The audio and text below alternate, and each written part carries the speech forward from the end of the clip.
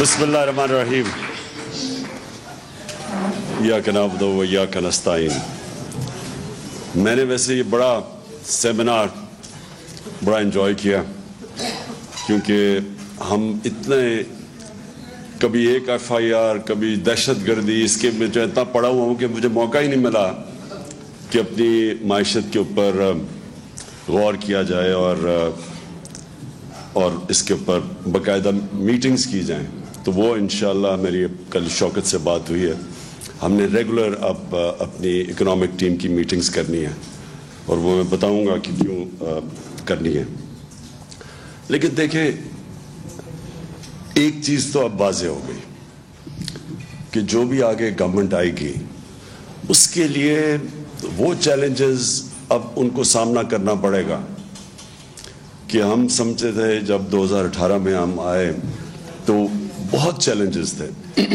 मैं तो पहली दफ़ा गवर्नमेंट में था और हमारी टीम भी नहीं थी, और ऊपर से एक तो माशी क्राइसिस था।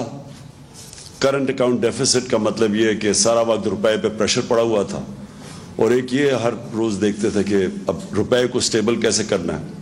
रिजर्व्स हमारे पास थे नहीं, बाहर मुल्कों ने, ये बिल्कुल असद ने बात ठीक की कि जो हमारे दोस्त मुल्क थे उन्होंने हमें बड़े मुश्किल वक्त पे उन्होंने हमारी मदद की, जिससे थोड़ी स्टेबिलिटी आई। लेकिन बड़ा एक हर रोज़ सुबह प्रेशर होता था कि अब मार्केट क्या कहती है कि रुपए और अगर नीचे ना गिर जाए तो क्या करेंगे।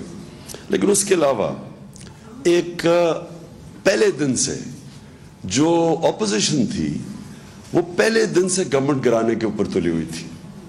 तो जो अभी असद ने भी बात की कि देखें, कभी भी आप इन्वेस्टमेंट एक मुल्क में जिसकी वजह से वेल्थ क्रिएशन होती है वो आ ही नहीं सकती जब तक कि पॉलिटिकल अनसर्टेनिटी हो, और वो पॉलिटिकल अनसर्टेनिटी क्रिएट की गई हमारे अगेंस्ट प्लान कर